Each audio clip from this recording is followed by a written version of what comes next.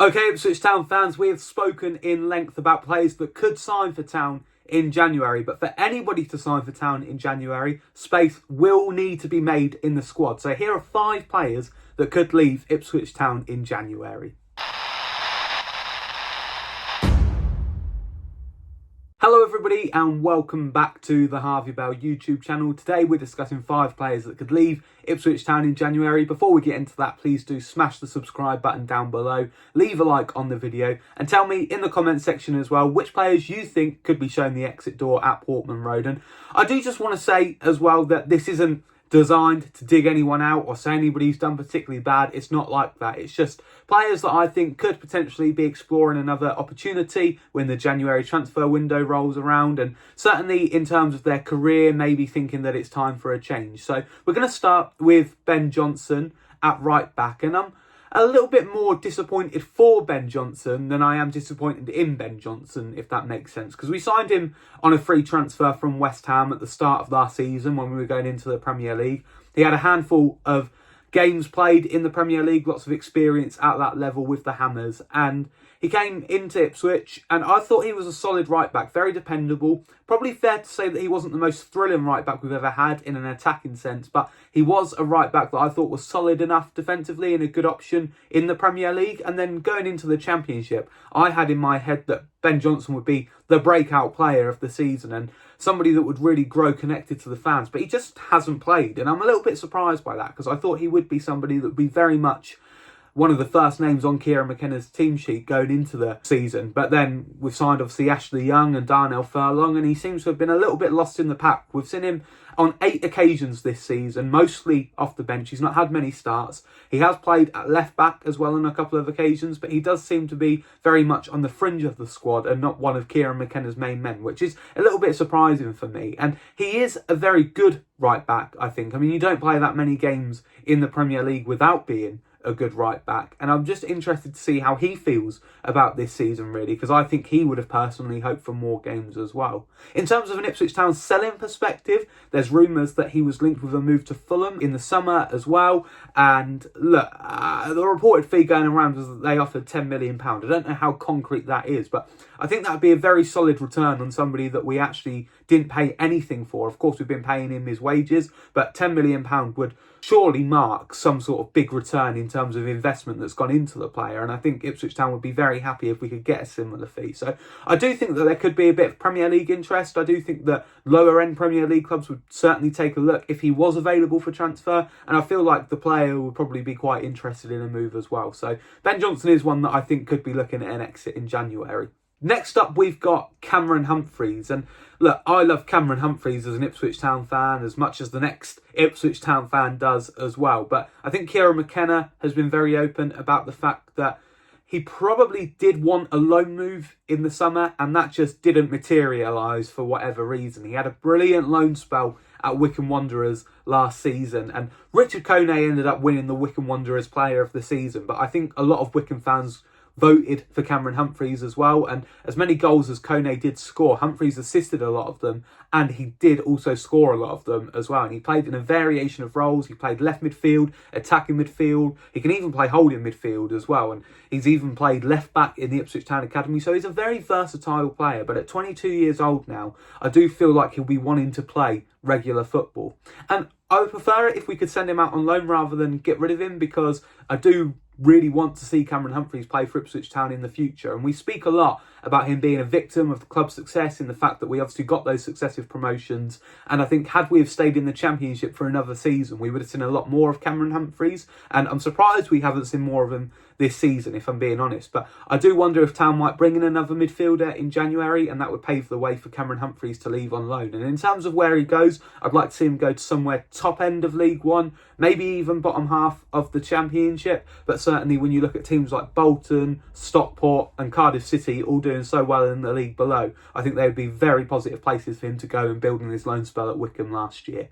Harry Clarke. Okay, so Harry Clarke is 24 now, and he obviously had the story of going away to Arsenal, being part of their youth setup, coming back to Town when we really needed him in the second half of that season when we were promoted from League One to the Championship. He made that right back position his own, and then in the Championship season he shared that with Axel Tuanzebe in that right-sided centre-back, right-sided full-back role. It was sort of a little bit hybrid. And then he went up to the Premier League and he had all the celebrations in the summer. He was a poster boy for our promotion, and you know, the fans really connected with him in those moments. But then he didn't really play too much in the Premier League. He was sent off against Brentford, and then he had his injury worries as well, of course, in the second half of last season, and he's been injured for most of this season so far as well. But I just think, similar to what I said to Ben Johnson, he does seem to be a little bit lost in the pack with Ashley Young and Darnell Furlong. They seem to be the two that, in my opinion, are favoured by Kieran McKenna, and I would be very surprised, really, if Harry Clarke does come back into the fold. It's not to say that I wouldn't like to see him come back into the fold, because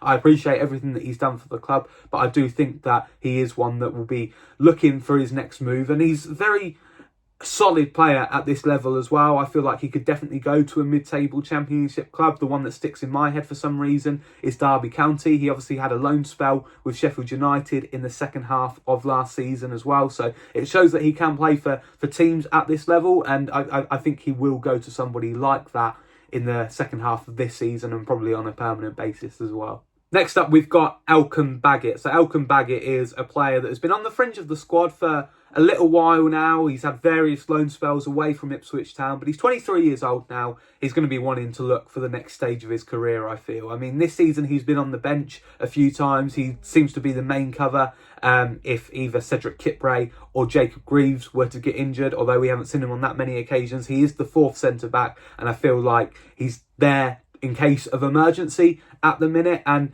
look, he's played less than 60 games across 5 different loan spells in the last few years, and that doesn't make for great reading, really. And he's had his injury worries, but at this stage in his career, he needs regular minutes because he's a very imposing centre-back. He's got the perfect stature for a centre-back, tall, commanding, and yeah, I just feel like there's a lot of talent there that is sadly not being lived up to, being sat on the bench, and probably little chance of actually playing this season when you look at the centre-back options that we already have. And look, I think as well, he's got his international career as well to think. Indonesia, we always see whenever he plays in the comments section, all the Indonesian fans come in as well. So he has got that to consider as well. And look, I think that he could definitely get certainly a League One move, potentially a championship move. I'm not entirely sure on that, but I do think that he would get a decent move somewhere, and I think that Ipswich Town might look to cash in whilst we still can. Finally, I've put Sammie Szmodics on the list. Now, I appreciate that this one is controversial, and I've got to say, I hope I'm wrong, because Sammie Szmodics has just come back from injury at the time of recording. He's yet to score at Portman Road in his Ipswich Town career. He is yet to score so far this season in the Championship, and I really hope that when you're watching this, maybe in a couple of weeks' time, that he's scored a few goals and his Ipswich Town career is up and running. But right now, it hurts me to say that I don't think that it's gone to plan. He obviously scored a few goals at the start of the Premier League season when we had just signed him, but since then he hasn't really lived up to what we hoped he was going to when we signed him from Blackburn. And obviously he scored so many goals for them, which shows me that he is very proven at this level and a very good attacking threat, but it just hasn't worked in Kieran McKenna's system yet. And look, it was always going to be hard for the person that came in for Connor Chaplin, because Connor Chaplin had such a good time at Ipswich Town and made such a connection with the fans, that whoever the next guy was, I think it was always going to be difficult for. And look, he's got his international career to think about as well. The Republic of Ireland, we know how many Ipswich Town players are involved with the Republic of Ireland set up, and they've got the playoffs at the World Cup to think about,